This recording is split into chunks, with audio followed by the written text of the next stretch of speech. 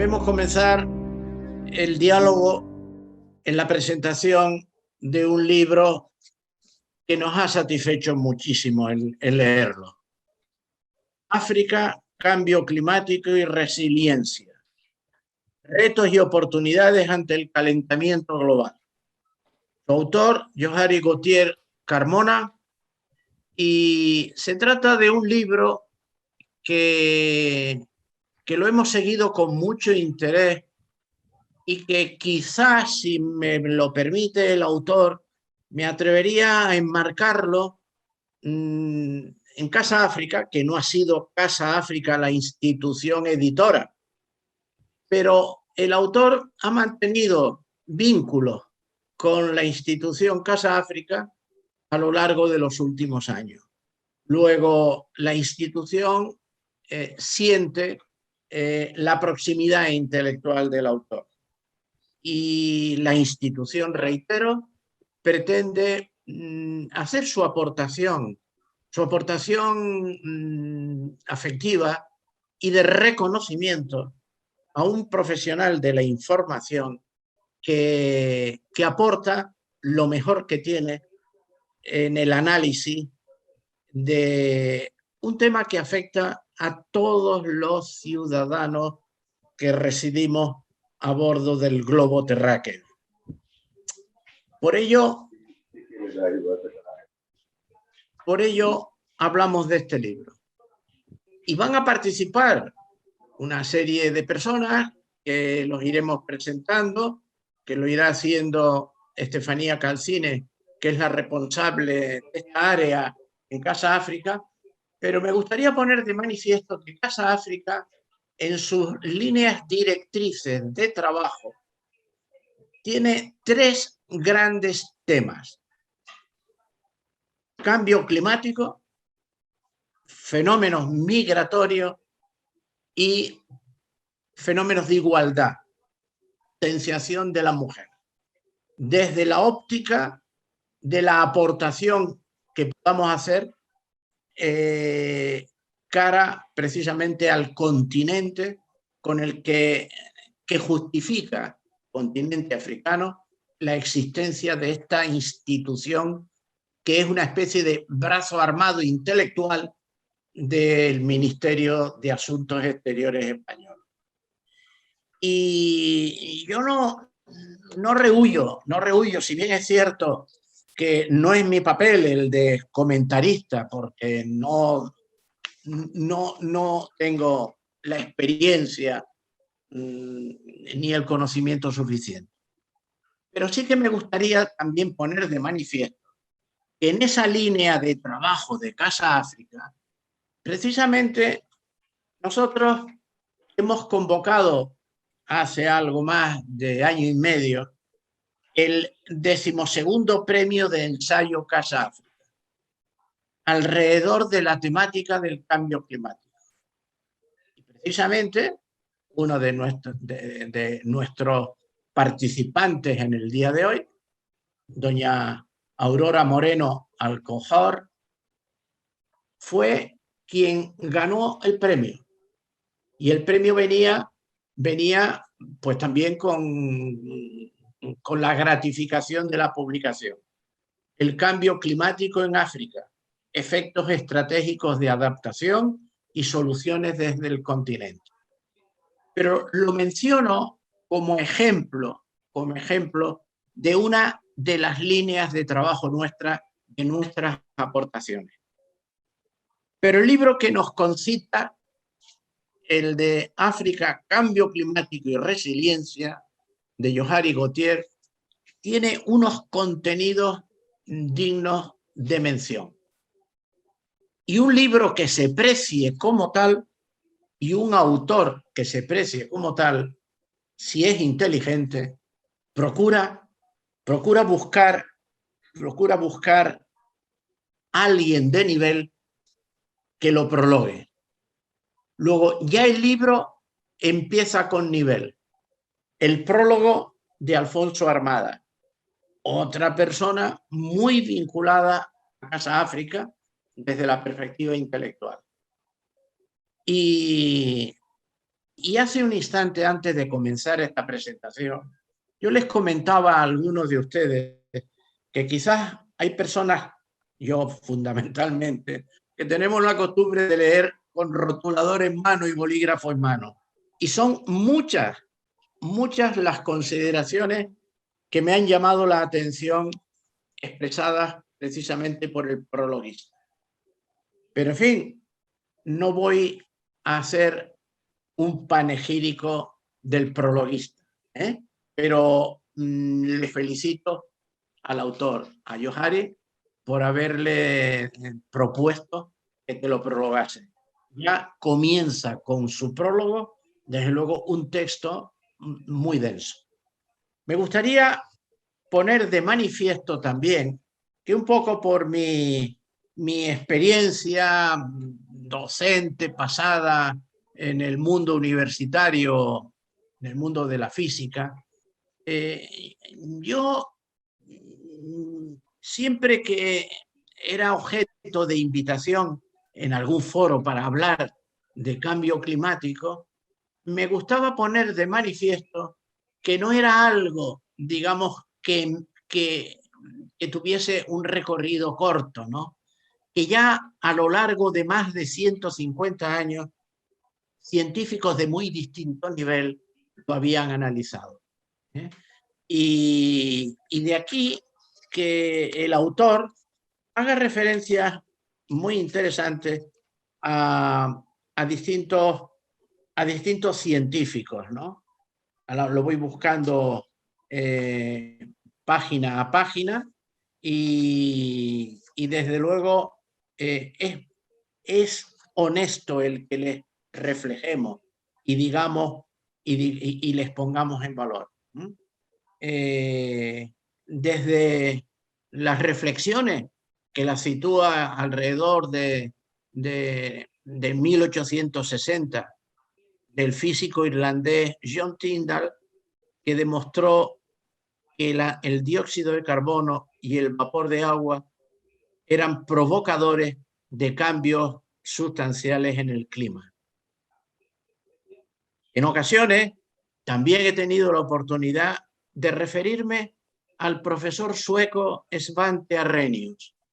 Svante Arrhenius recibió el Premio Nobel de Física y Química en el año 1903. Y en su discurso de aceptación del Premio Nobel ya hizo una serie de referencias al carácter antropogénico de lo que él ya venía anunciando científicamente, y esas son las razones por las que, una de las razones por las que le dieron el Premio Nobel, ya venía anunciando lo que a lo largo de todo el siglo XX, sin que cuando él recibe el Premio Nobel se hubiese desatado el desarrollo industrial que ha tenido lugar en el siglo XX, pues sin embargo, Svante Arrhenius, dice nuestro autor, dice Johari, el profesor sueco Svante Arrhenius concluyó que el dióxido de carbono producido en masa por los humanos en la era industrial aumentaría notablemente el efecto invernadero natural. Y así sucesivamente.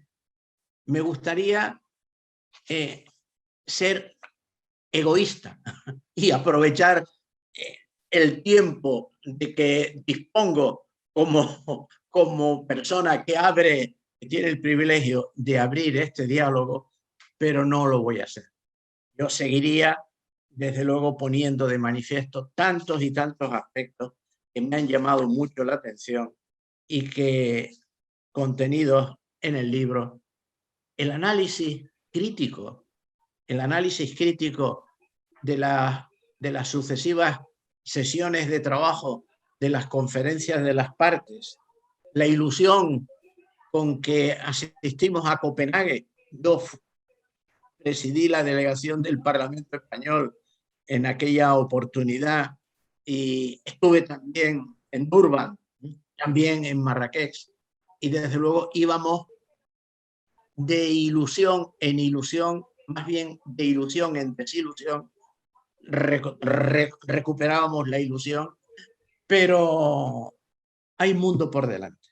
Así que toda esa descripción que hace el autor, yo lo que quiero es felicitarle, agradecerle como ciudadano del mundo que soy, y lo son ustedes, estas aportaciones, y desde luego también con el deseo de que en la próxima conferencia de las partes, a celebrar allá por el mes de noviembre próximo en Egipto, pues nos proporcione quizás aspectos que no nos han proporcionado las anteriores. Eh, y en el fondo, esta línea directriz es la que señala toda la ruta del contenido descriptivo, muy didáctico del libro, al que nosotros, pues, en fin, aplaudimos y deseamos mucho éxito también editorial y difusión. Y difusión. Por eso tenemos la satisfacción de participar coayuvando a la difusión del mismo. Nada más. Bueno, muchas gracias, don José. Ahora toma la palabra Aurora Moreno Alcofor. Y van a establecer un diálogo entre Yohari y ella con la colaboración de Alfonso Armada, de Pepe Naranjo y de Sena Locua. Le dejo la palabra a Aurora. Hola, muchas gracias, Estefanía, José. Es un placer estar aquí. Bienvenidos a todos y todas, quienes nos estéis escuchando o quienes lo hagáis en próximos días, porque esto quedará grabado. Y bueno, hoy estamos aquí para hablar de un tema que es ya de vital importancia, al que cada vez se dedica más atención, pero probablemente y seguro no toda la necesaria todavía. Queremos presentar el libro de Yohari Gautier, que se llama África, Cambio Climático y Resiliencia, lo tengo aquí. Y es un libro que, bueno, como bien dice en el subtítulo, nos invita a conocer los retos, pero también las oportunidades que tiene y que se presenta del continente africano en lo que se refiere al calentamiento global. Hay algunos aspectos especialmente importantes de todos los que toca. Yo resaltaría el tema de la agricultura, un asunto que es de vital importancia para la subsistencia de las poblaciones no solo africanas, sino de todo el mundo, y que además toma más importancia todavía en este contexto de aumento de los precios de los alimentos, ¿no? Además, una situación que es cíclica y que cada cierto tiempo se vuelve a repetir, pero también oportunidades como el hecho de contar con una población joven, dinámica, con iniciativas y con ideas y con capacidad y conocimientos para adaptarse, como lo han hecho en tantas ocasiones a pesar de las dificultades, y para seguir adelante. Así que, bueno, vamos a preguntar. Les voy a presentar a Yohari lo primero. Yohari Gautier es periodista, ha colaborado, probablemente la hayáis leído, en varias publicaciones españolas, españolas internacionales, escribiendo sobre temas africanos. Anteriormente, hasta ahora, había publicado sobre todo novela y un libro de relatos llamado Cuentos históricos del pueblo africano, en el que recoge historias de antes de la colonización, esas que a veces dejamos y se dejan muy olvidadas, pareciendo que no hubiera una historia africana enormemente larga, compleja y llena de aprendizajes también antes de la llegada de los europeos. Hoy Yohari nos habla desde Colombia, donde vive actualmente, pero también ha vivido en Barcelona bastantes años y nació en París, o sea que es un ciudadano del mundo. Y luego, pues como ha dicho Estefanía, vamos a tener 3 intervenciones que son todo un lujo, con la aportación de Alfonso Armada, que además prologaba el libro, de José Naranjo, que nos habla desde Senegal, y de un activista climático, una persona que cada día trabaja y lucha desde una ONG que tiene además presencia en un buen número de países africanos, que es Sena Aluka.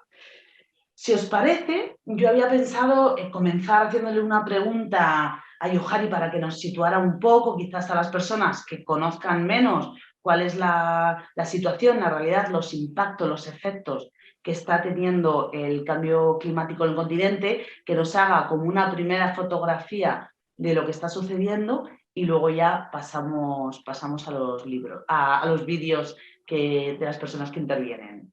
Cuéntanos, Johari. Muy buenas tardes, muy buenas noches para ustedes. Para mí es realmente un placer estar aquí con ustedes. Agradezco de corazón las palabras de José Segura, porque llevo años siguiendo Casa África, colaborando con ella también. Siempre he considerado Casa África como mi casa, en el sentido de que ha sido una forma de exponer las realidades de África, debatirlas, exponerlas y compartirlas, ¿no? Así que bueno, muchísimas gracias a Casa África, gracias José, gracias Estefanía por permitir este espacio, por permitir esta presentación del libro. Muchísimas gracias a los que también me invitan aquí a dialogar, a debatir, a pensar. Aurora, muchísimas gracias. Tu libro también ha sido una fuente de inspiración para este libro. No lo escondo, porque de verdad que pues hiciste ya, yo creo que un gran paso en ese sentido. Muchísimas gracias también a Alfonso Armada, quien prologa el libro, como ya lo sabéis, a José Naranjo, periodista que sigo a menudo en El País, y a Sena por también darnos una voz de lo que está pasando en el continente africano. Bueno, yo debo decir que este libro, de África, Cambio Climático y Resiliencia, no nace irónicamente no nace en África, sino que nace de algún viaje que hice por el Caribe. Hice un viaje, una parada por varias islas, que son la República Dominicana y en aquel momento era la isla de Guadalupe, la Guadeloupe, isla francesa del Caribe, departamento de ultramar francés, y pues suelo viajar a esas islas, a la isla de Guadalupe desde que soy pequeño por tener familia allá.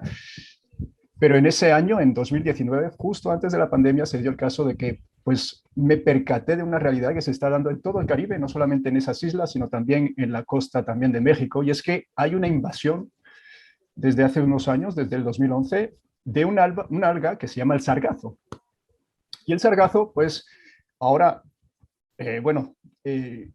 históricamente siempre ha estado en el Caribe. Hay, de hecho, una parte del Caribe que se le llama el Mar del Sargazo. Cristóbal Colón en su viaje también lo describió en su agenda de viaje, pero ahora se da el caso de que pues, ha proliferado de una forma tan enorme que llega a las costas en unas cantidades tremendas. Y eso a mí me afligió en su momento porque de ser una isla con costas maravillosas, con playas de todos los colores, pues me di cuenta de que llegaba a una isla, digamos que deprimida, en la que ya no se ejercía ni pesca, ni turismo, por el simple hecho de que estaba llegando el sargazo en unas cantidades tremendas, y eso también se puede ver en Cancún, en ciertos puntos de México. Bueno, de ahí, voy a ser un poco breve, si no, de ahí me llevé esta triste experiencia, esta triste visión a casa, aquí en Valledupar, ciudad donde resido en Colombia. Empecé a preguntar, a curiosear, a saber qué era esa cuestión del sargazo. Me di cuenta de que era finalmente fruto del cambio climático por el aumento de la temperatura de los mares, pero también por el uso extensivo de los fertilizantes. Todo esto, claro, me llevó pues, a implicarme más y más en esta cuestión del cambio climático, a indagar un poquito más y, atando cabos, llegué finalmente a esa realidad de que África, más allá de lo que está pasando en el Caribe, África, que es finalmente el territorio en el que he volcado gran parte de mis escritos, de mis estudios, es el gran territorio afectado por el cambio climático. Eso no lo digo yo después de mis lecturas, sino que la comunidad científica también ya tiene investigaciones concluyentes y que confirman el hecho de que África es ahora mismo el continente más afectado por el cambio climático. Yo creo que un poquito más adelante, a lo mejor en esta conversación podremos ver el por qué, ¿no? Este territorio es el más afectado, pero ahora si hemos de hacer una radiografía, Aurora, como me lo estabas preguntando, pues hago una recopilación en este libro de las evidencias. Son muchas tristes porque hay una historia humana dramática detrás de cada una de ellas. Desaparición de glaciares, desaparición de lagos, por ejemplo, y ríos, como el lago Chad.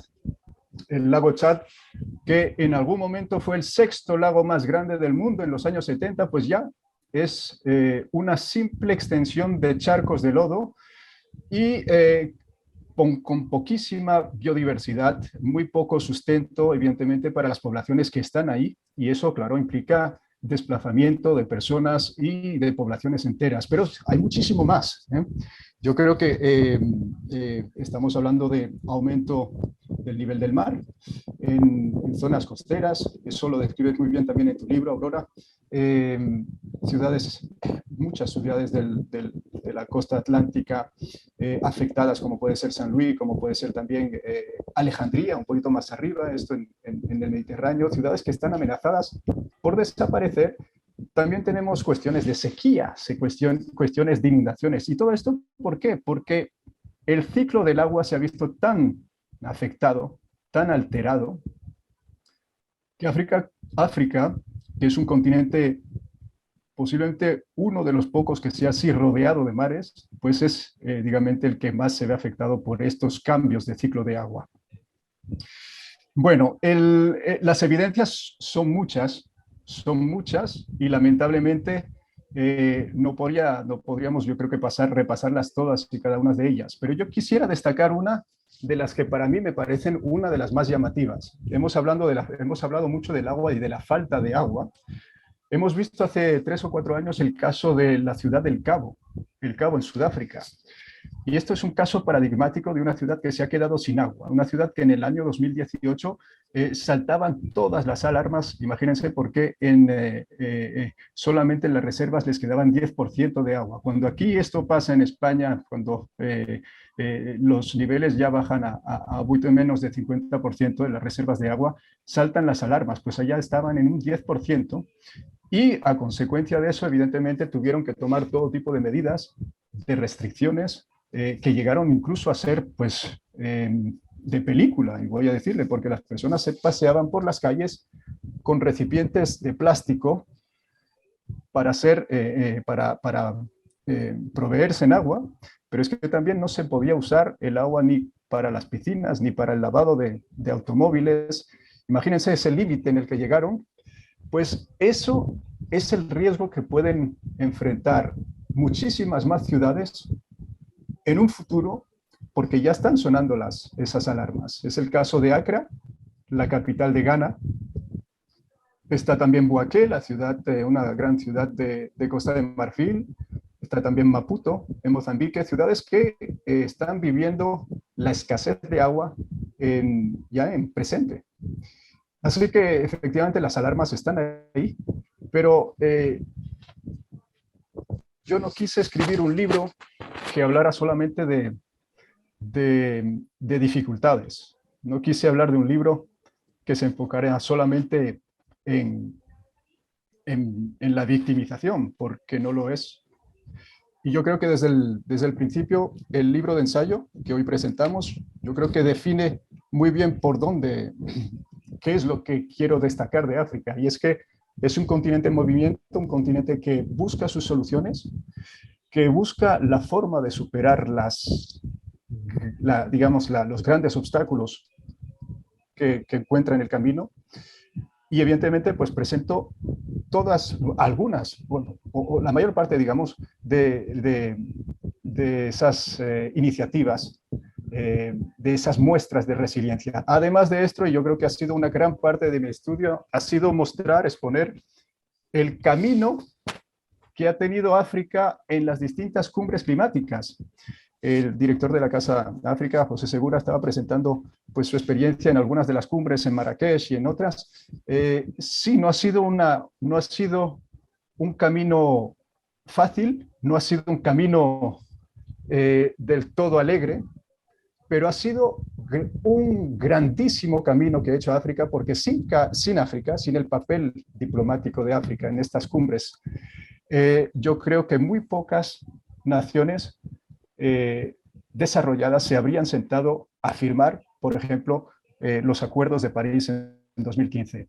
Todo eso es también fruto de una cohesión, de una unidad africana que se dio en el año 2009.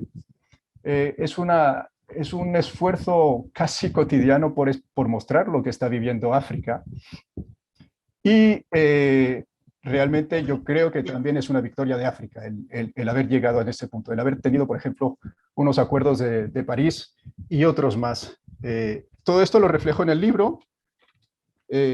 La soledad africana que describo también es fruto de la precariedad, evidentemente, pero también África ha sabido unirse en muchas ocasiones y ha sabido también tomar grandes iniciativas como es la Gran Muralla Verde, que estamos viendo construida a lo largo del Sahel entre 11 países, cosa que no se ha hecho en la historia. Y es posiblemente el monumento viviente más grande que se pueda dar en la historia. En eso están trabajando los países africanos, están trabajando en superar el calentamiento global y lo hacen sabiendo pues, que en muchas ocasiones han sido ninguneados por potencias. Esto es, yo creo, que la radiografía que haría en este momento. Aurora, dime si está bien. Está muy bien, incluso me has casi ya respondido a algunas cosas que yo te quería preguntar y sobre las que luego vamos a profundizar. Me parece muy interesante y yo me había subrayado aquí un párrafo del libro en el que precisamente destaca en lo que tú te quieres centrar y lo que es la idea del libro, efectivamente. Señalé que tú escribes, en un contexto de incertidumbre y apremio, África no puede esperar ni resignarse a permanecer en la estación de la sombra, en referencia al título de Leonora Miano.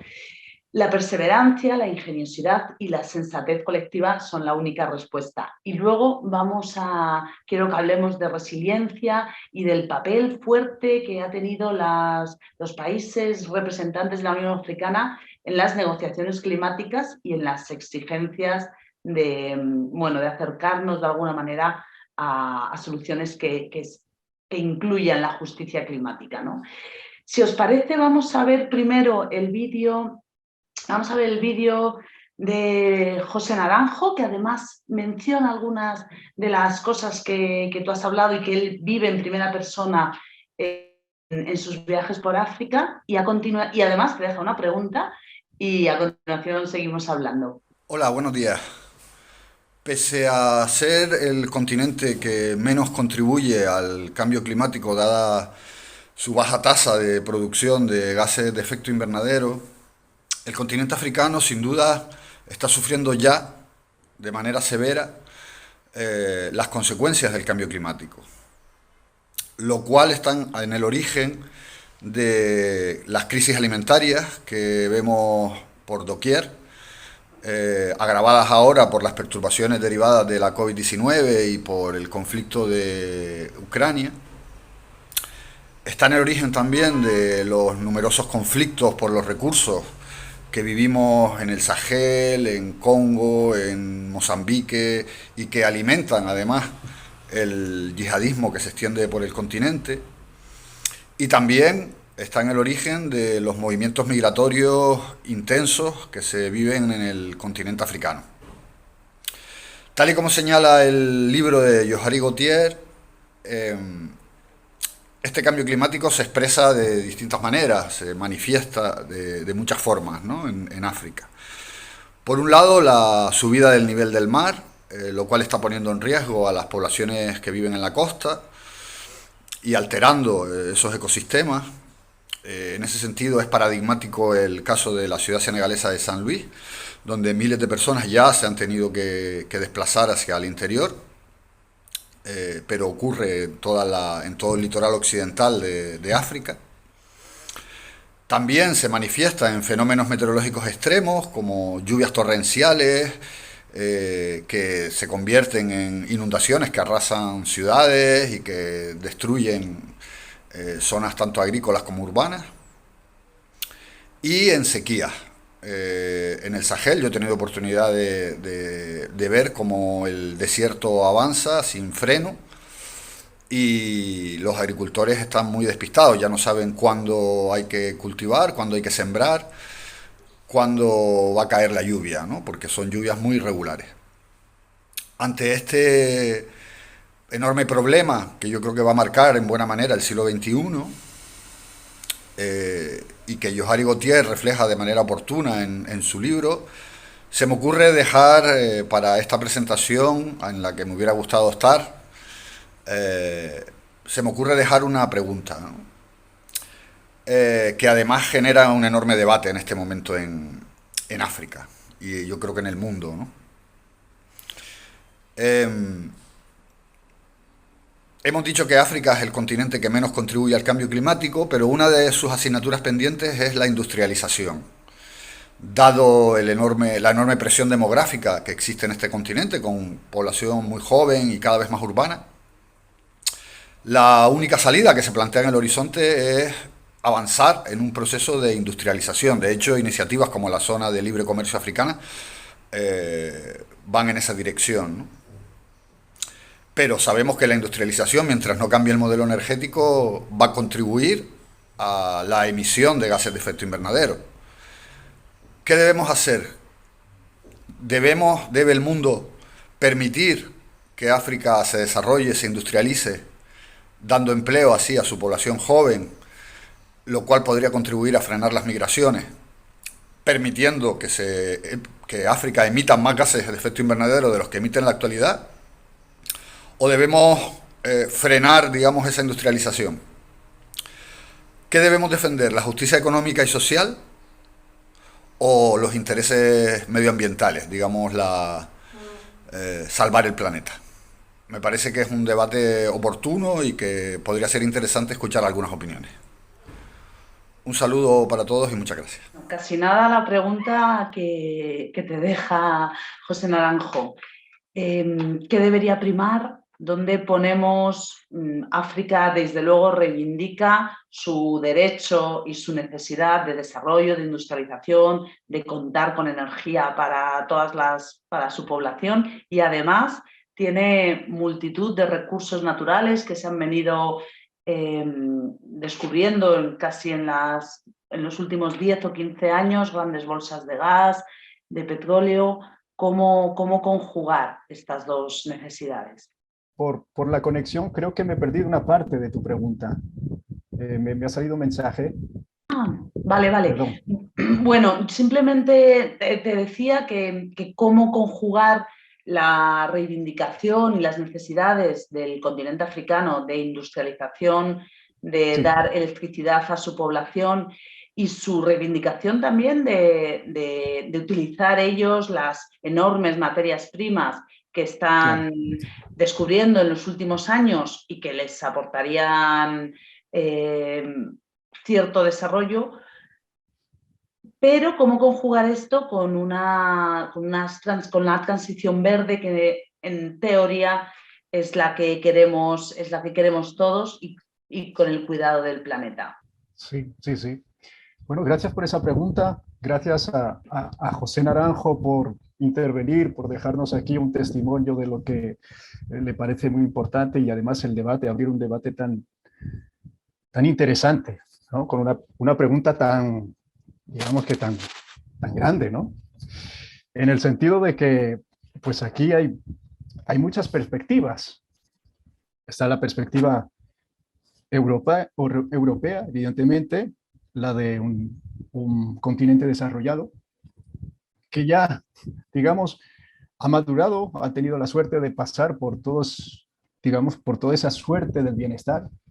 Y claro, aquí tenemos una pregunta que se nos abre de alguna forma también, es ¿quién tiene la autoridad de dirigir, la autoridad moral de dirigir esta transición climática? ¿Quién tiene además el derecho a desarrollarse o no? Porque en el fondo, en el trasfondo, digamos, de esta problemática está esto, ¿no? De por qué algunos países podrían crecer y otros no. Se escuchan muchas veces las voces de africanos, de bueno, de representantes, gobernantes africanos que dicen que también tienen derecho a cometer sus errores y que también tienen el derecho a acceder al bienestar que naciones como las de la Unión Europea o otras del hemisferio occidental pues han conocido. Claro, la pregunta es esta, ¿no?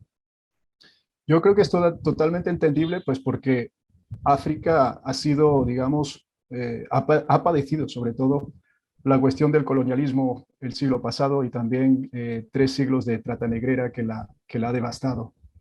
Y claro, por consecuencia tienen todo el derecho de hacerse esa pregunta, el de querer industrializarse. Pero también considero que es necesario conocer la realidad actual, entenderla, y es que ya nada es lo mismo. Ya no estamos en un mundo en el que se puede hacer de todo con todo. Y por eso Europa pues no puede tampoco entrar en ese paternalismo de decir qué hay que hacer y qué no se debe hacer, pero sí debería facilitar y apoyar esos liderazgos verdes que se están dando en ciertos países y que de alguna forma es la vía que hay que seguir. Hemos visto que hay unos países, y eso lo destaco en el libro, África, Cambio Climático y Resiliencia, hay unos países que están tomando un camino que es el de apostar, por ejemplo, por las energías renovables, como puede ser Marruecos, que ha inaugurado algunas centrales y ha hecho algunas de las más grandes del mundo. Pero también tenemos otros países como Senegal que también, y Etiopía, que están liderando esa iniciativa de la Gran Muralla Verde. También está Benín, que han llegado con la producción de biogás desde algunos centros de investigaciones, y eso hecho con desechos animales y de vegetales. Tenemos países que realmente están buscando un camino que es el camino verde, pero además están buscando la forma de superarse por ese camino. En una clasificación, en un estudio que se publicó el año pasado, en el 2021, se expuso que Gambia era posiblemente uno de los países de los más comprometidos con la lucha contra el cambio climático. Se ve que es uno de los países que ha adoptado los compromisos más grandes por esa cuestión de las energías renovables, y digamos que es una cosa de las que tenemos que aplaudir. Tenemos que aplaudir ese camino que están tomando ciertas sociedades, ciertos países africanos, y por esa vía yo creo que está el camino. Facilitar esa transición. Además, y yo creo que con eso, pues aquí cierro mi respuesta, yo creo que facilitar esa transición ecológica, ese liderazgo verde, perdón, facilitar ese liderazgo verde también permitiría a esas naciones superar o mejorar la agricultura, el problema agrícola que tiene ahora mismo África, que es una muy baja productividad y una muy poca modernización de su agricultura. Si se permite ese liderazgo verde, posiblemente África consiga mejorar su agricultura en términos climatológicos, en términos de transición, y eso sería muy bueno tanto para África como para el resto del mundo, porque también pues, se podría frenar cuestiones de migración, por ejemplo. Mira, en esta misma línea, justo yo tenía un par de preguntas también para hacerte, una muy relacionada con la agricultura, porque la agricultura está parte de una situación de baja productividad histórica actual, se ve enfrentada a los impactos del cambio climático y se ve también fuertemente afectada por la acción directa de empresas y países del norte global, que están pues, realizando plantaciones de productos específicos. Tú mencionas también en tu libro los procesos de acaparamiento de tierras. ¿Cómo conjugamos esto además con esa transición verde de la que luego hablamos y lidera de alguna manera la propia, por ejemplo, Unión Europea en este caso? Y también te quería comentar que me da la impresión de que, bueno, como tú has dicho, los países africanos reivindican su necesidad de desarrollo, pero para nada niegan la necesidad de tomar cuestiones también de transición ecológica, pero sí reivindican financiación para hacerlo, ¿no? Que entrando ya un poco más en el concepto de justicia climática, de responsabilidades podemos tener todos, pero muy diferentes. Entonces, la financiación es como ahí el kit y a lo mejor de ahí nos puedes contar también algo más de las negociaciones climáticas y el poder de los países africanos que han mostrado ahí. Muchas cosas. Sí, sí, Aurora. La cuestión de la financiación, de alguna forma, se ha planteado en un principio por el lado de la, digamos, la vulnerabilidad de las sociedades africanas, que evidentemente no pueden responder como otros países ante situaciones de calamidad, por ejemplo, climática. Cada vez que se les presenta una inundación es un problema enorme el reparar, el volver a la vida normal y también una sequía, enfrentar la realidad para países vulnerables económicamente es evidentemente algo difícil. Pero estos países han sabido unirse. Sabemos que en el año 2009, como decía antes, se constituyó en Libia la plataforma climática africana y en ese momento se unió la voz africana para exponer realmente esa injusticia social que es la de que finalmente el continente, digamos, más vulnerable y el que menos ha contribuido a los gases invernaderos, finalmente es el que más lo padece. Esa plataforma y esa voz unida en las cumbres ha visibilizado la necesidad de apoyar estos países, estos territorios totalmente desprotegidos. Y así es como se ha dado, de alguna forma, pues luchando cumbre tras cumbre. Así es como se ha dado el Fondo Verde en el año 2015, los Acuerdos de París, que pues todavía están por debatir cómo cómo tienen que funcionar. Todavía está esa cuestión de mejorarlo, pero se dieron gracias a la presión a veces desesperada y sigue siéndola, ¿no? En los países, en las cumbres, digamos, que se han dado en la última, en 2000, en Escocia, la que se dio en Escocia, también se veía que, pues, finalmente los países africanos venían y decían que hay que poner finalmente más dinero sobre la mesa y es que es así, finalmente la cuestión climática requiere finalmente financiamiento para la transformación y la preparación. No se hace nada sin finalmente esa parte económica. Esperemos que la COP de este año en Egipto sea un espaldarazo, ¿no? Este año que se celebra en África pueda ser una nueva, dar un nuevo empuje a estas negociaciones. Y ya que estamos hablando de la voz, de la resiliencia y de las propuestas que vienen desde el continente africano, yo creo que podemos escuchar las aportaciones de Sena Aloku, que es una activista, dirige una organización medioambiental que está basado en Togo, pero tiene presencia en un buen número de países africanos y que tiene además un discurso muy claro sobre propuestas y sobre las dificultades a las que se ve enfrentar el continente. Entonces, si queréis, lo escuchamos y luego continuamos hablando. Buenos días, guten Morgen, hola. Estoy muy contento de participar con ustedes en esta importante reunión. Es un privilegio. Hoy es un día especial porque en Bonn se celebra la conferencia preparatoria de la COP27 que se celebrará en el próximo mes de noviembre en Egipto, África. Por cierto, estáis todos invitados. Welcome to Africa. Bienvenido a África. Hace poco estuve en Úbeda y es un placer trabajar con la gran gente y particular o especialmente con los jóvenes de España.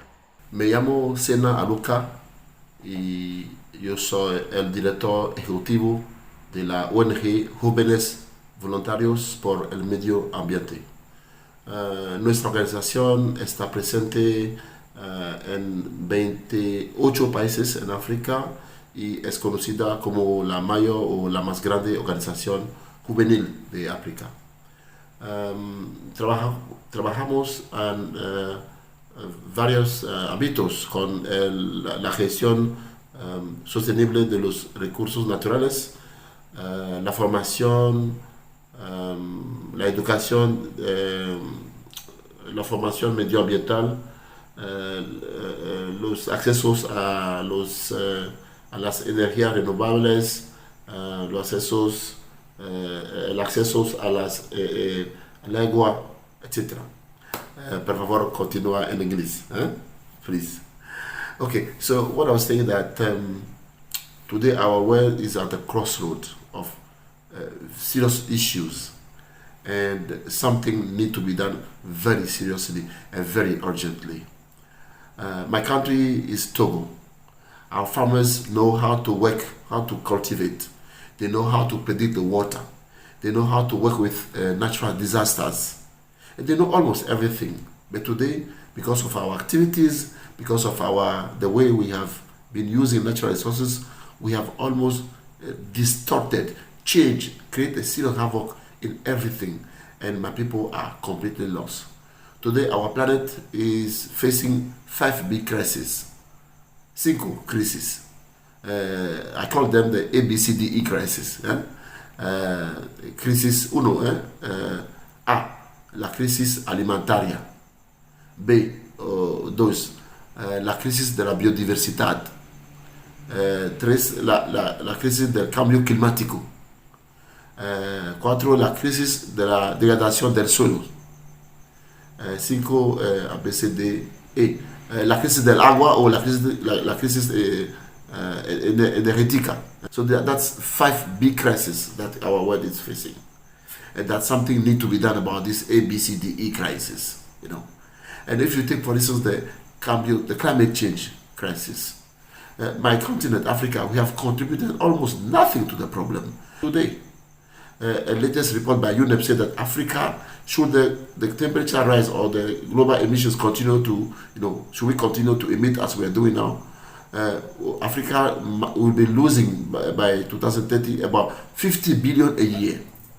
By the way, between 2011 and 2020, a country like Djibouti, just due to these climate issues, has lost about 4% of its GDP. Yes, we all met in Paris at the COP21 to agree on how everybody should contribute to the climate ambition. And countries have been asked to produce their so-called NDCs, the nationally determined contributions. In Africa, of 54 countries, already 49 countries have pledged strong and bold ambitions as their way to contribute to the climate action, even though they have not contributed at all to the problem. And a recent research showed that Africa will need about $3 trillion US dollar if we are to reach or implement our ambitions. If you put all the NDCs target together, $3 trillion US dollar. Already we are losing about 50 billion a year. We need a lot of. Africa is facing the consequences of climate change today. Climate refugees, land degradations, bushfires, loss of biodiversity, malnutrition, etc., etc. And something needs to be done. We have not created a problem. We should not be the one most suffering from its consequences. Solutions are there, and we are promoting solutions today. That's the message today. The time for blah blah blah gossip, it's over. It's a time for action. We all need to work. We all need to do something. That's why I'm very happy for this invitation. Muchas gracias a todos for being there. Thank you very much for being part of the solutions. And solutions like renewable energy, agroecology, sustainable farming, climate education, etc., etc. are there, and they are working. We are promoting stoves to improve the quality of air pollution in the houses and to prevent a lot of diseases. These solutions need to put at scale. I think this book that is being launched today will convey a good message to the population of the world that in a situation of injustice, no one can be quiet. We all need to do something about it because we are all, to some extent, connected. Muchas gracias. Thank you very much for this invitation of La Casa de Africa. We need to be together to build a better today and a better tomorrow. Muchas gracias. A pronto. See you very soon in Egypt. In Egypt. Okay. Bye bye. Chao. Bueno, habéis visto la energía y la buena vibración y cómo conoce el tema Sena. Aprovechamos lo primero para darle las gracias por la participación, por el trabajo de hablar en español, por su claridad en la exposición, ¿no?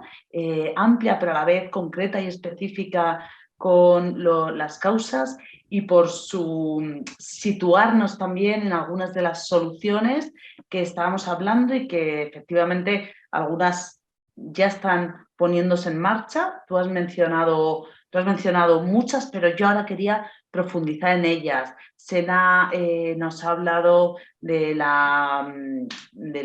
respetar la biodiversidad, de la agricultura biológica, nos habla de energías renovables. Tú hablabas antes de la muralla verde. Pues eso, poner en valor otra vez estas iniciativas y esta resiliencia, esa palabra que quizá ya está un poco agotada, pero que tenemos que seguir señalando, ¿no? Johari, cuéntanos si quieres, no sé, alguna iniciativa que a ti te parezca especialmente significativa de las que has conocido durante el trabajo para tu libro. Sí. Bueno, antes de todo, quiero agradecer ese bello mensaje, aunque triste, un mensaje conmovedor de Sena, que expone claramente cómo están de comprometidos los países africanos. Y eso también es, digamos que, alguna de las cosas que yo quería exponer en mi libro, es mostrar que el África está completamente metida en este asunto del cambio climático y se trabaja muy a menudo en esos temas de transición ecológica, pero claro, de forma silenciosa. No vemos todo lo que está pasando por allá, no vemos de qué forma lo están haciendo. Bueno, hablemos de evidencias, ¿no? De resiliencias y de esfuerzos. Hay una cosa que a mí me ha llamado mucho la atención y es el ver que, por ejemplo, en Senegal se esté trabajando en proyectos innovadores como el reciclaje de las cáscaras de maní, ¿no? Que son desechos finalmente. Allá se produce mucho maní o cacahuete o maní, no sé cómo se dirá por allá en España. Ya. Lo cierto es que desde esas 7.000 toneladas permiten producir energía. Y así vemos que finalmente pues, se pueden hacer algunas cosas interesantes. También están los ejemplos, por ejemplo, en Malawi, en Tanzania, de la agroforestería, que son combinaciones de espacios con árboles, con ganado y con cultivos, o, por ejemplo, lo que se llama la agricultura de conservación, es decir, buscar rescatar unas prácticas ancestrales o prácticas que son sostenibles sin usar tanto fertilizante como estamos acostumbrados a usar en los países occidentales. Ese tipo de iniciativas realmente son muy buenas porque realmente permiten que el subsuelo se revigorice, se subsane y finalmente pues que también se recuperan actividades que se hacían en comunidad y que se han ido perdiendo pues con la llegada de otras prácticas. Todo esto me parece a mí como muy positivo y se está dando en distintos países, por ejemplo, del sureste africano. Muchas gracias. Bueno, estoy de acuerdo, creo que es importantísimo el papel que están teniendo las agricultoras y los agricultores en esta vuelta a las soluciones ancestrales utilizadas de maneras novedosas para mantener la biodiversidad, para proteger los bosques, para proteger las especies que viven en ellos. Muchas iniciativas de economía circular por las cuales se están reciclando, pues como tú decías, desde cáscara de cacahuete a muchos plásticos, las iniciativas en contra legislativas prohibiendo el uso de plásticos y de productos de plástico de un solo uso en algunos países africanos. Es cierto y es destacable, y como tú has señalado, se conoce muy poco y es necesario poner el énfasis en estas propuestas, de las que además en algunos casos tendríamos bastante también que aprender. Si os parece, pasamos al último de los vídeos, de los invitados que teníamos hoy, que, bueno, que es además el prologuista del libro y que es Alfonso Armada, y que ha dejado también un mensaje y un par de preguntas. Así que nada, vamos a escuchar el vídeo y luego seguimos conversando. Es un placer estar aquí a distancia para enviar un fuerte abrazo y celebrar la aparición del libro de Johari Gautier Carmona, África, Cambio Climático y Resiliencia, retos y oportunidades del continente más afectado por el calentamiento global. El libro de mi querido Gautier Carmona creo que es absolutamente oportuno. Algunos científicos dicen que estamos llegando tarde ya al cambio climático. Y sin embargo, vemos cada día nuevas circunstancias difíciles. Lo que hace este gran periodista es analizar las dificultades por las que atraviesa el continente negro y sobre todo hace mucho hincapié en el coste tan grande que está teniendo para África el calentamiento, cuando es quien menos ha contribuido precisamente a ese calentamiento. Y hay algo que me llama la atención especialmente cuando dice que África espera un gesto del norte, un gesto de la Unión Europea. Yo creo que este libro es un elemento fundamental para analizar dónde estamos en este momento, aunque desde que apareció y está recién salido, creo que hay nuevas circunstancias que todavía agudizan más la situación de África y de todo el mundo. Y por eso me gustaría dejarle dos preguntas a Johari. Una, precisamente las consecuencias de la guerra de Ucrania para la situación alimentaria mundial, que es uno de los grandes problemas que va a tener que afrontar el mundo precisamente por el cambio de los ciclos naturales de lluvias, las sequías y hambrunas recurrentes que con la desaparición o las dificultades que tiene el trigo, el maíz, el aceite, tanto ucraniano como ruso, para llegar a los grandes mercados internacionales, va a tener un coste tremendo en África. Entonces, bueno, quería plantearte esta cuestión, en qué medida piensas que va a afectar.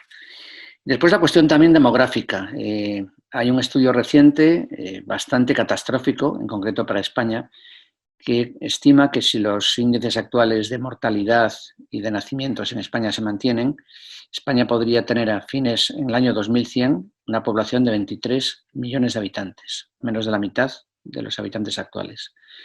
Bueno, esto es otro reto extraordinario. No sabemos si estas proyecciones se van a cumplir, pero desde luego esto implicaría que haría falta la llegada masiva de inmigrantes africanos y de otros países. Evidentemente lo mejor es que nadie tenga que emigrar, pero bueno, las circunstancias que va a imponer el cambio climático van a obligar seguramente a esta emigración hacia lugares más habitables, ¿no? No sabemos cómo va a estar España también desde el punto de vista del cambio climático a fines del actual siglo. Bueno, van estas dos preguntas y también una añadida. La decisión del gobierno actual español de modificar y facilitar la llegada a España de trabajadores cualificados se ha encontrado con un cierto rechazo, un rechazo bastante duro por parte de los principales sindicatos, Comisiones Obreras y UGT. Y algunos expertos en inmigración, como Gonzalo Fanjul, han criticado precisamente esta ceguera de los sindicatos, en teoría progresistas españoles, a la hora de encarar la cuestión de la inmigración. Son temas que están relacionados directo e indirectamente con el cambio climático y bueno, quería aprovechar esta ocasión pues para suscitar este debate. Siento no estar ahí. Y bueno, me gustaría terminar diciendo algo que un poeta y intelectual mexicano criticaba hace unos años, hablaba de los demasiados libros. Bueno, creo que el libro de Johari Gautier Carmona es uno de esos libros que contribuyen a una mejor reflexión sobre el mundo contemporáneo y es uno de esos libros necesarios. Es verdad que abusamos a veces de este adjetivo, pero creo que pocas veces estaría tan bien traído. Gracias Un abrazo. Bueno, te deja más de 2 preguntas. Hay 3, vamos si quieres poco a poco. Yo creo que es muy interesante la pregunta, que de alguna manera se entrelazan un poco todas, pero ¿cuál sería la relación con o cuál puede ser el devenir de las que llamamos o se llaman de alguna manera migraciones climáticas? Que sé que hay mucha controversia en torno a este mismo término. Las migraciones se deciden por una multiplicidad de causas enorme y el cambio climático puede ser una más de ellas o puede no serlo, pero sí es cierto que todo apunta a las previsiones que más personas cambiarán de lugar de residencia debido a la situación del clima. Y bueno, y luego te preguntaba también cómo pueden impactar de nuevo las dificultades en la distribución alimentaria, los impactos de la guerra o la invasión de Ucrania, para dificultar aún más las situaciones, la soberanía alimentaria del continente africano. Empieza por donde tú quieras. Bueno, voy a seguir el orden que planteas con las migraciones. Antes de esto me gustaría hacer como un breve paréntesis y exponer la felicidad que yo he sentido al tener un prólogo de un periodista que tanto admiro como Alfonso Armada. Debo decirlo porque hace más de 10 años, en ese momento en que uno quería exponer artículos diferentes, crónicas y reportajes sobre África, yo encontré un sitio en su revista que es Fronterat, y realmente era una grandísima satisfacción publicar en su revista, porque además de lector y de buen editor, también planteaba preguntas y también sugería direcciones, ¿no? para escribir mejor. Por eso, bueno, en estos años he podido leer también las obras de Alfonso Armada, y para mí, pues, digamos que es uno de los maestros del periodismo, y por eso es una grandísima satisfacción tenerlo en mi libro como prologuista. Cerrado este paréntesis, debo decir que, bueno, la cuestión de la migración es una cuestión delicada, porque efectivamente ya sabemos, y ya esto se ha planteado en muchas ocasiones, que esa migración que procede de África y de países entre comillas, subdesarrollados, evidentemente va a seguir creciendo y se plantea ya como un problema para Europa. Ya lo hemos visto en muchos medios de comunicación. Ustedes que residen en las Islas Canarias también o en España, pues lo pueden ver con mucha más frecuencia, porque está en la retina, está en las imágenes, finalmente. Y lo que surge, la migración que surge del cambio climático va en esa vía, va en aumento también. El cambio climático va a favorecer esas migraciones, va a impulsar esas migraciones, y por eso hemos, de alguna forma, de atacar ese tema a la raíz. La migración que surge del cambio climático no es deseado y por lo tanto no es deseable, no hay que dejarla prosperar. La forma de actuar, pues, es ir a la raíz, una vez más, es acompañar a esos países en esos programas de transición ecológica, y evidentemente hay que ser generoso en ese sentido. Ahí es donde subrayo la frase que destaca Alfonso Armada en esta pregunta, la del gesto. Sí, tenemos que hacer un gesto, porque tenemos también, como sociedades desarrolladas, tenemos una responsabilidad. Tenemos una responsabilidad en esta cuestión ecológica, climática, y vamos a tener que ayudar a que estos países encuentren la forma de sostenerse ante esos eventos tan adversos. Hay que acompañarlos en este sentido. No se trata, para concluir, no se trata solamente de una cuestión de justicia, sino que se trata de una cuestión de pensar y planear a largo plazo. Si queremos que esas migraciones enormes, desbocadas, descontroladas, no se hagan, o por lo menos se frenen, hay que trabajar en ese sentido del cambio climático y hay que ayudar a esos países a prosperar, a levantarse. Luego, pues está la pregunta del conflicto en Ucrania. El conflicto en Ucrania, pues, es un grandísimo reto para todos, para la comunidad internacional y también para las naciones africanas. Ya lo vemos con el aumento de las tarifas de las energías. Evidentemente esto afecta y evidentemente los alimentos y la falta de alimentos pues afecta más especialmente a los países africanos. ¿Cómo lo veo desde el punto de cambio climático? Aquí la gran amenaza es que se están rompiendo las dinámicas de consenso y voluntades que se construían o que se habían establecido durante las cumbres climáticas. Hemos visto que antes de París, lo que se buscaba era crear un consenso y generar compromisos de naciones para luego llegar a objetivos y así, pues poco a poco, construir una transición, un panorama finalmente favorable para el planeta y así disminuir lo que son los gases invernaderos.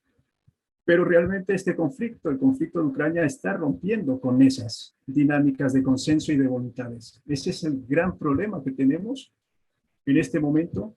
Y si es que hay que evaluar cuál va a ser el impacto inmediato, pues todavía no podemos. Porque países como Alemania, países europeos que tienen grandes compromisos ecológicos, grandes compromisos de transición ecológica, de momento están diciendo que se mantienen con esos objetivos, con esos compromisos, pero todavía es temprano. Ese conflicto tiene un poquito más de 3 meses y evidentemente las cosas cambian muy rápidamente y todo no se ve en pantalla. Posiblemente a finales de año sepamos algo más, algunas políticas se desdibujarán a lo mejor y esperemos que no, pero por eso estamos aquí y hay que poner en evidencia lo que está pasando o lo que puede pasar. No podemos dejar que un conflicto como el de Ucrania acabe con los esfuerzos de años, de décadas, de países que se ven en este momento en un aprieto tremendo, como son los países africanos. Es muy interesante en ese sentido ver cómo la Unión Europea cambia de alguna manera el ritmo, ¿no? El ritmo que venía del consenso y del tomar la velocidad directa hacia la transición verde y todos los acuerdos después de la pandemia y según comienza a haber la más mínima escasez o dificultades para conseguir energía, efectivamente se replantea todo, lo cual de alguna manera nos hace volver al principio cuando hablábamos de que los países africanos que viven en esta situación de manera mucho más agudizada, les cueste también replantearse y tomar determinadas decisiones. Bueno, yo quería animar a la gente que nos esté viendo, si alguien quiere aprovechar para hacer alguna pregunta. Nos hemos pasado un poquito del tiempo, pero bueno, más o menos estamos bien de hora, así que sería un placer que preguntéis lo que consideréis. Y si no, yo le lanzo pues casi una de las últimas, ¿no? Que tenía pensado. Creo que hay gente viendo el canal o bueno, que pueda estar viéndolo por YouTube. Desde ahí también podéis escribir directamente en la aplicación y ya nos las traslada el técnico Antonio, que se ha encargado de que salga todo bien y de ponérnoslo fácil a los demás. Mientras tanto, bueno, si quieres yo te lanzo es una última pregunta, que es directamente a nosotros, la ciudadanía, las gentes que tienen interés en el continente africano o que a lo mejor no saben tanto, pero que ahora empiezan a despertar ese interés, que parece a veces que es difícil, que no podemos quizá hacer nada, pero bueno, pues que nos si nos das alguna referencia o algún consejo o eso, o a lo mejor pues entrar en contacto con organizaciones de jóvenes.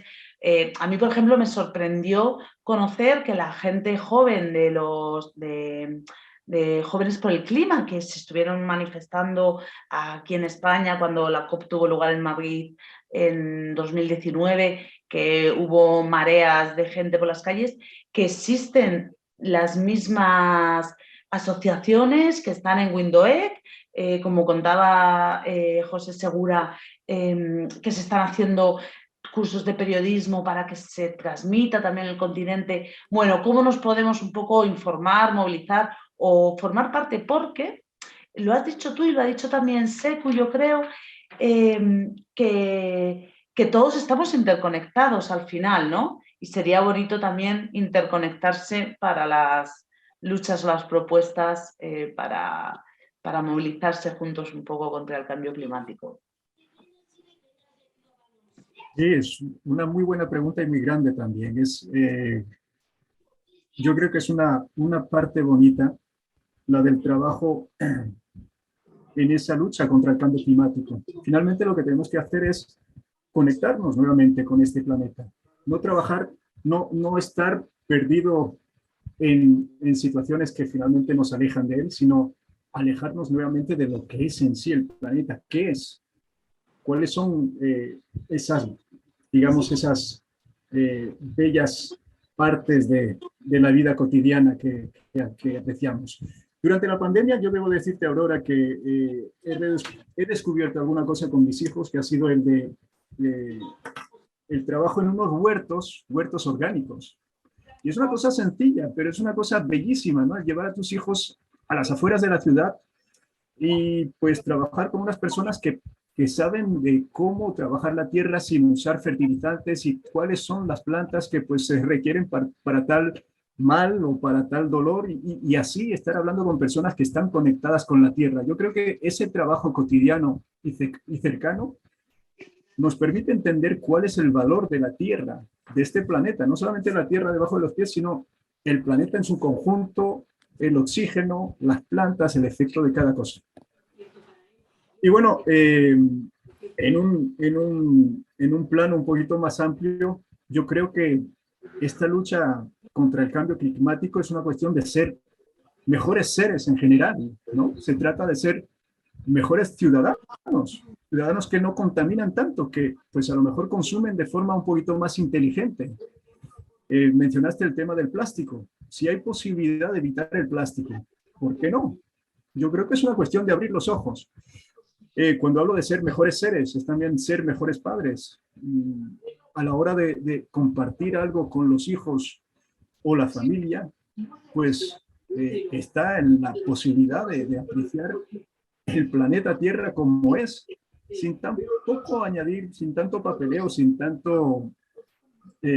tanta exageración, sino ver lo bonito que hay en un paseo, en esos valores de valorar, de cuidar el planeta. Yo creo que además los niños son muy receptivos en eso, y si hay posibilidad de que esos niños crezcan sin desconectarse de eso, de ese amor que tienen tan genuino por la naturaleza, yo creo que algo ganamos, ¿no? En este planeta. Yo creo que hay una edad, puede ser que sean los 16, 18 años en que nos alejamos por algún casual del planeta, de lo que es el medio ambiente, y sería bueno mantener esa conexión en todo momento con este planeta, cuidarlo, ¿no? Y que además esto pase en todas partes y ver que también se beneficien otras personas en otro continente como es el africano.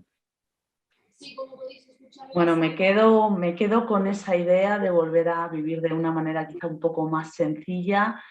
Te añado también, pues eso, ser cada uno reivindicativos desde sus campos, desde cada uno sus trabajos y sus vidas diarias. Y me parece que enlaza muy bien. Johari, yo creo que te has quedado... vale.